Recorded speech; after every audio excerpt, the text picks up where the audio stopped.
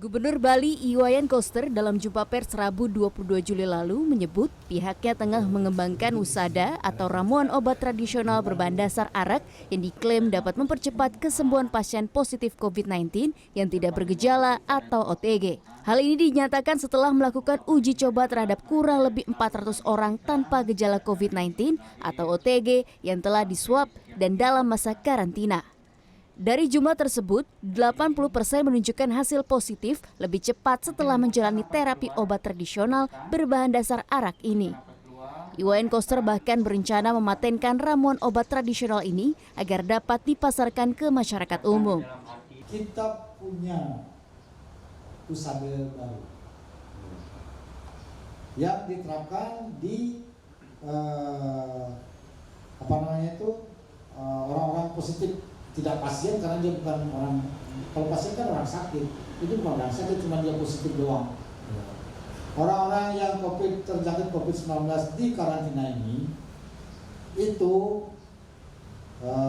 kita lakukan treatment dengan WUSADA, bahannya dari arak Bali. Oleh seorang peneliti yang saya tugaskan, membuat ramuan dengan bahan pokok arak Bali. Kemudian diuji coba secara bertahap, dibuat ramuannya menggunakan selain arak adalah ekstraksi daun jeruk perut lemo. Kemudian di sedikit kasih minyak kayu putih supaya aromanya bagus.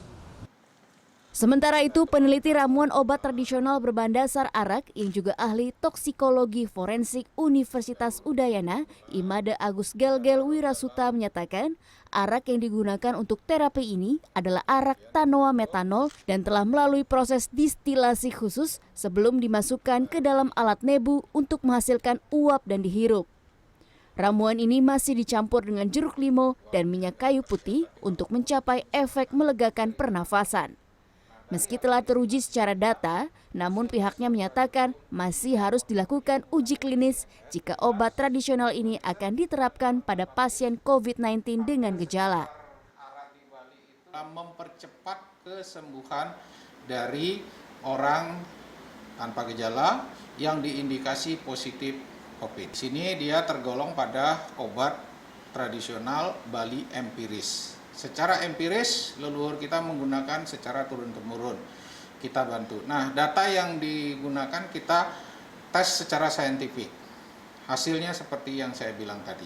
Untuk bisa dikatakan dia mekanisme kerjanya seperti apa, apakah ramuan ini membunuh virus, atau seperti apa, di situ kita butuh riset. Butuh dana yang lebih besar untuk melakukan penelitian, sehingga kalaupun ingin diterapkan pada pasien yang berisiko, ini perlu penelitian lebih lanjut, perlu izin ethical clearance segala macam. Nah, yang kita terapkan di sini adalah pasien yang sehat, tapi dinyatakan positif. Kita juga lakukan permintaan apakah dia menyetujui atau tidak, jadi informed consent. Ketika dia setuju, kita kerjakan. Data kasus positif COVID-19 di Provinsi Bali secara akumulasi saat ini mencapai angka 3.157 orang dengan tingkat kesembuhan mencapai 2.489 orang atau 78,84%. Tim Liputan CNN Indonesia, Denpasar, Bali.